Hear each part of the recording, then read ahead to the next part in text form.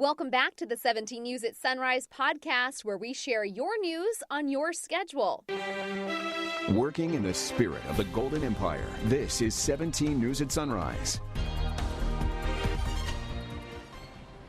Good morning. Right now, watching the roads. Overnight snowstorms in our mountain areas closed two main thoroughfares out of town, Highway 58 and the Grapevine. We'll have the latest on this storm and when those roads could reopen if you need to use them this morning. Plus, making a tour across the United States, selling the American Rescue Plan. But with one victory in his pocket, President Biden faces another crisis, a surge of unaccompanied migrant children at our southern border. Plus, staying put in the purple. For at least another week, state health officials say Kern County will remain in the most restrictive tier.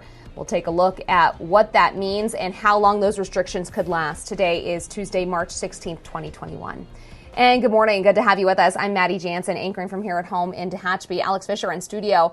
And in essence, I had to stay in Tehachapi this morning. The 58 is closed, as is the Grapevine, I-5 over the Grapevine this morning after that storm really picked up late last night. You know, it was on and off all day yesterday, Alex, but late yesterday, as we were getting ready to go to bed, all of a sudden the snow started falling in sheets and the wind was blowing like crazy. Yeah, here in the Valley floor, of course, we saw the rain. Some areas of the city saw some hail as well. But one thing I noticed yesterday, late yesterday afternoon into the early hours of the evening, the temperatures dropped considerably. And that's the issue, of course, over the Grapevine and the 58 this morning as CHP tries to open up those roads. But right now, it looks like it could be a little difficult. Let's turn things over to Kevin Charette. He's got a look at our forecast because we are watching the roads this morning, because if you want to leave Kern County to go over the into the Southern California area, well, it's going to be a little difficult today. Yeah, you know, when these storms move on through, you know, they can have a mind of their own, but the last two storms have been right on track with what we've been thinking, and yesterday was no exception with the valley rain. We did see some isolated thunderstorms, as I talked about on Sunrise, and then we also talked about how we could see some of the heaviest of snow come in yesterday evening. That's exactly what we did see, and Maddie's husband, Justin, sent me some video last night of it looked like whiteout blizzard conditions in the evening, so that is all said and done. The system has now pushed off to the east, and now we're just dealing with the aftermath with some icy roads. I want to show you a couple of pictures because the skies were just beautiful yesterday with that rain and even some mountain snow. And Tony Moreno always sends me some great pictures. This is at the mouth of the canyon, and you can see just how beautiful it was yesterday. And then Tammy up near Lake Isabella sending this, and you can see, if you look real close, the snow on the hillside there. So we had just such beautiful pictures. But again, this system is now exiting the region. We have a few clouds that will remain this morning, and we picked up some good amounts of rain. For the month of March now, we sit at a ½ an inch, so we're only down 0.13 of an inch. And we take you to downtown, and we are dry, and we've got a temperature of 42 degrees, a southeast wind at 5. And as we take a look at the hour by hour here, you can see a mix of sun and clouds throughout the day, but we should become mostly sunny and temperatures near 60. As we take a look at Tehachapi, you can see snow is on the ground, and it's going to be icy in a lot of the roadways this morning. We've got a temperature of 29, a west-northwest wind at 16 miles per hour, and you can see here throughout the day those temperatures will only be into the lower 40s. And again, we've been talking about the Grapevine and the 58 at this time. They are closed. We are getting word that they might start pacing traffic over the Grapevine, but the 58 is closed, and I'll continue to track that and give you another update in just a little bit. But that's the situation right now in terms of our weather and traffic. We'll send it back over to you. All right, can't believe we're still talking about this in March here, Kev. Thanks so much. It's 5:04 now, and today the Biden-Harris campaign-style blitz across America continues, pushing $1,400 stimulus checks and other benefits from the American Rescue Plan. But the administration's now facing a serious problem at the southern border, a sudden and massive influx of unaccompanied migrant children. Tracy Potts has the story. Maddie, the president is sending federal help to the border while hitting the road today to promote and explain his COVID relief plan. Shots in arms and money in pockets. The Help is Here tour continues today with President Biden in Pennsylvania and Vice President Harris in Colorado, pushing the American Rescue Plan. It's not selling it. It's literally letting people know their rights, right? $1,400 relief payments are rolling out. Now, President Biden says 100 million COVID vaccinations will be done in the next 10 days. Republicans accuse him of taking credit for a rollout that was already underway when he took office. Their effort to sprint to the front of this year-long campaign should not fool anybody. Vaccinations are critical now with spring break approaching. We have seen footage of people enjoying spring break festivities maskless. Despite travel warnings, the TSA says 1.3 million people flew on Friday, a record during the pandemic, and now a different crisis. The Federal Emergency Management Agency, FEMA, is headed to the border to temporarily house 3,200 migrant children arriving without parents after President Biden relaxed the Trump Remain in Mexico policy. This is a human heartbreak. There's no other way to claim it than a Biden border crisis. We want to expedite getting these kids out of these CBP facilities as quickly as possible. This week, lawmakers consider 2 immigration bills, legal status for undocumented farm workers, and a path to citizenship for dreamers who came here illegally as children. Republicans also want to talk about border security, but neither side thinks they'll come up with a comprehensive plan. I'm Tracy Potts, 17 News. Now to the latest on the coronavirus pandemic here in Kern County. Public Health reported 65 new cases yesterday and no new deaths. State data shows 100 people are in the hospital, 26 are in the ICU. 988 people here in Kern County have lost their lives to the coronavirus. As of this week, a dozen California counties are being bumped up from the purple to the red tier of pandemic-related restrictions. But for now, Kern is staying in the purple. 12 counties moved into the red tier over the weekend, including Los Angeles and Orange counties. The state monitors 3 categories: the daily number of cases per 100,000 people, the positivity rate, and the equity positivity rate. We're nearly there, but our adjusted case rate is still too high at 11.8 daily cases per 100,000 people. We need to be at 10. Moving into the red category means the return of indoor dining, working out at gyms with 10% capacity, and modifications, and reopening movie theaters. Here at home, Blessing Corner Ministries is reaching out to help more people get the COVID-19 vaccine. They're teaming up with Adventist Health to hold a vaccination clinic on Thursday at the Blessing Corner. It runs from 9 a.m. till 1:40 p.m.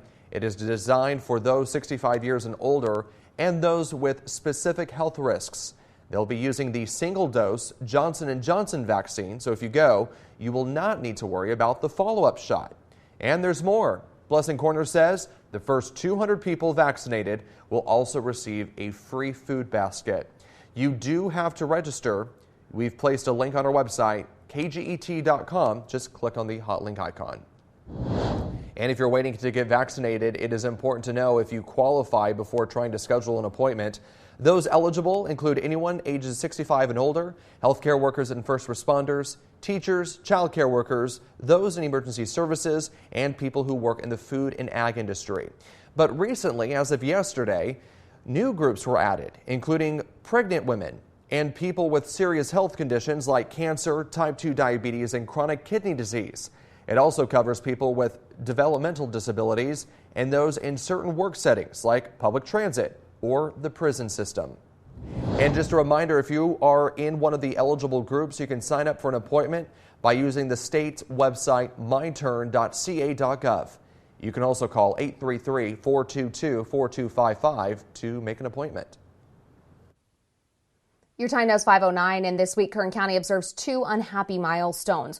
1 year since the announcement of our first confirmed case of COVID-19, and inevitably, sometime in the next few days, 1,000 local deaths due to the virus. But as 17's Robert Price explains, dates and death tolls aren't what we should be remembering about this challenging time. It's been a year like no other.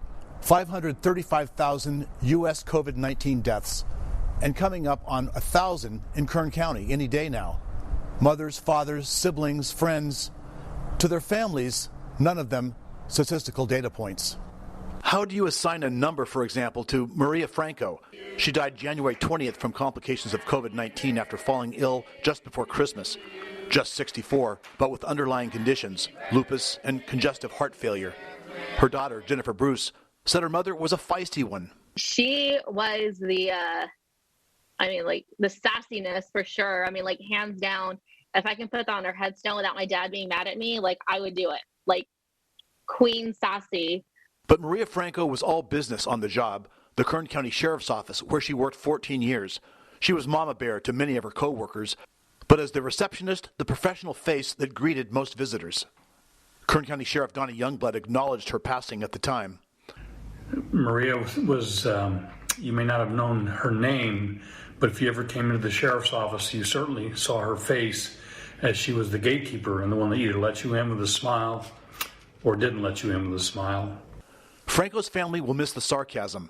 They'll miss the grandmother who didn't mind babysitting any or all of her 8 grandkids. Mimi, they called her. And they'll miss her specialty at Christmas. Her biggest thing was tamales. And so this year we didn't make them this year. She was the only one who knew how to do them. Me and my sister never fully picked it up. And I'm kicking myself for that now. Kern County moves inexorably toward that big number, 1,000, the coroner's grim accounting of this health crisis. But those with holes in their lives don't care about health data or statistics or purple tears. They care about the flesh and blood loved ones they've lost. You can't put a number on grief or on love. In Bakersfield, Robert Price, 17 News. And as Robert mentioned, tomorrow will mark 1 year to the day of our first confirmed COVID-19 case here in Kern County. Be sure to tune into 17 News at Sunrise for a special 1-hour newscast on the coronavirus. We're taking a look back at our community's journey through the pandemic and associated lockdowns and remembering those we've lost. Again, it's happening tomorrow on 17 News at Sunrise.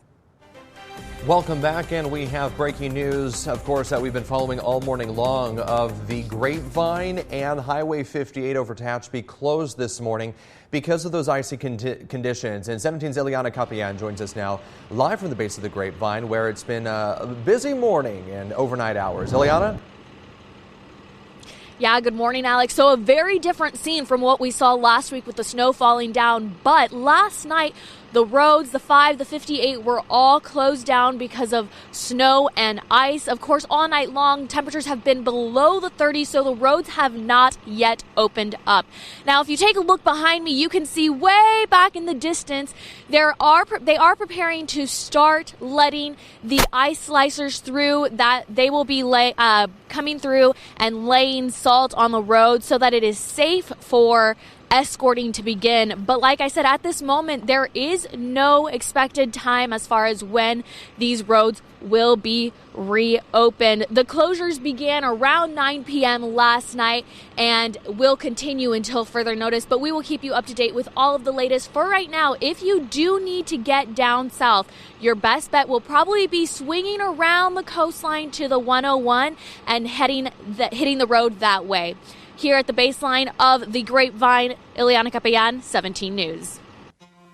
And we're back here at 522 making headlines around the state this morning. Democrats have officially launched a campaign to put an end to the Republican effort to recall Governor Gavin Newsom. Democratic leaders in Washington, D.C., including Senators Elizabeth Warren, Bernie Sanders, and Alex Padilla, have publicly stated their opposition to the recall. Governor Newsom finally breaking his silence on the issue yesterday, writing on Twitter, "I won't be distracted by the partisan Republican recall, but I will fight it. There's too much at stake." He then goes on to say, "Join us," urging supporters to join the online campaign to stop the recall. Less than half of Californians say they approve of the job that Governor Newsom is doing for our state. That's according to a new poll by our parent company Nexstar and Emerson College.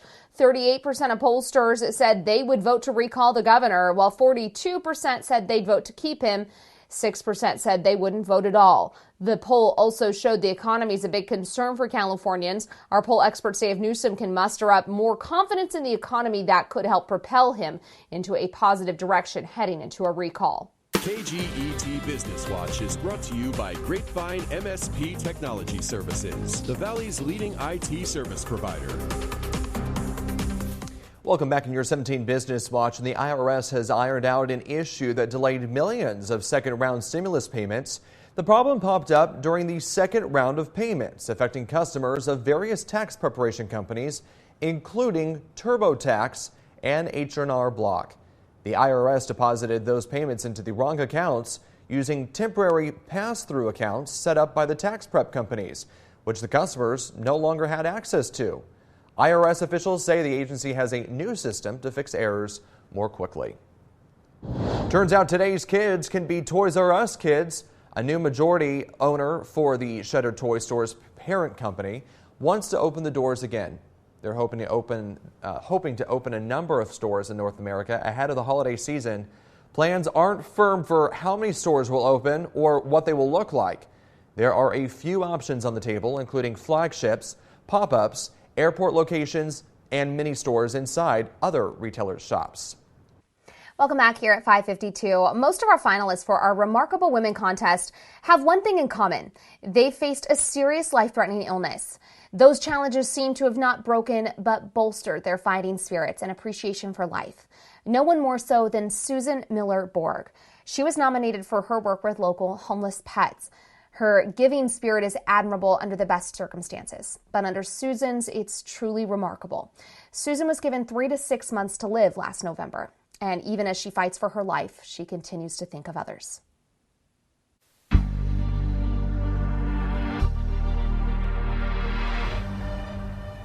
When I called you this afternoon, I know it was probably kind of a surprise and totally out of the blue. Yes, I had no idea that I was nominated at all. I mean, I had no idea. I just have some really great support group back in Bakersfield. Love them all. How does that make you feel? What does that make you think to know that you're being, nominated and you're also a finalist to be recognized as a remarkable woman in our community?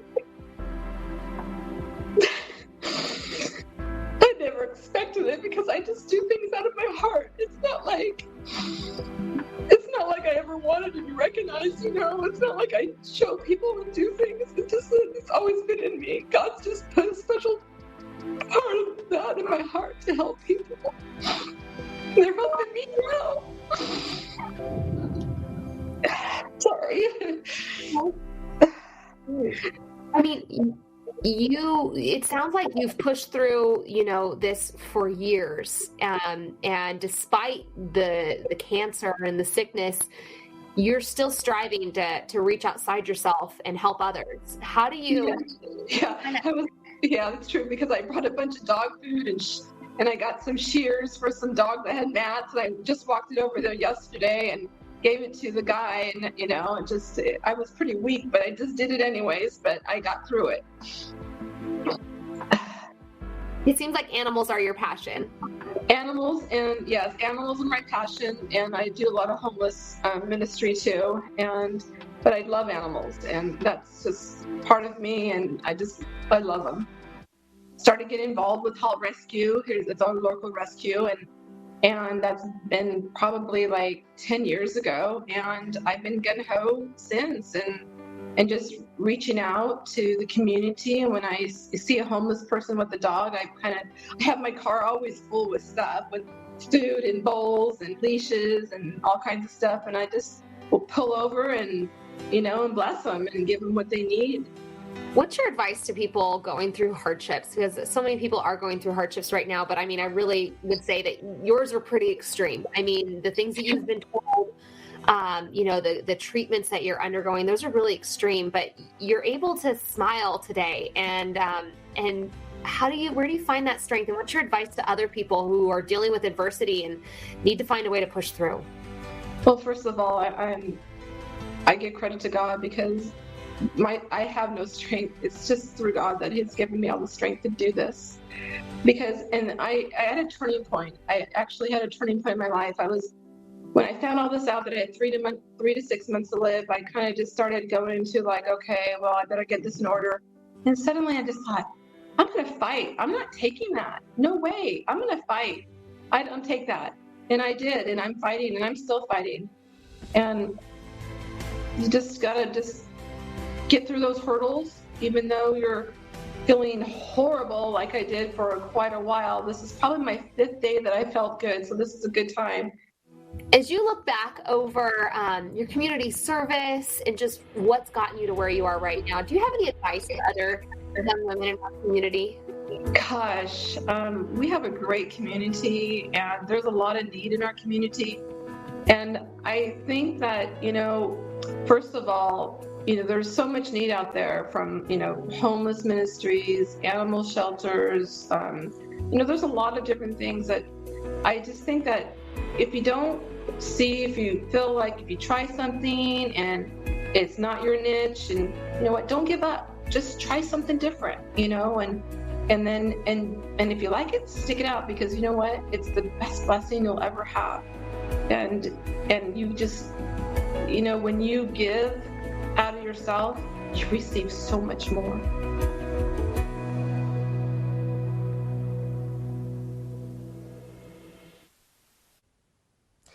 Susan is still undergoing cancer treatment right now, but I can tell you for sure she is a fighter. And as much as she loves to serve others, I know that really right now she's the one who needs to be served. So if you could send a prayer her way or even spare a donation to help with her treatment, I know it would mean the world to her. And we have a link to her GoFundMe account on our website, kget.com. Working in the spirit of the Golden Empire, this is 17 News at Sunrise. The 17 News at Sunrise podcast is a production of KGET and Nexstar Media Group. For more on all of the headlines in today's show, head to kget.com.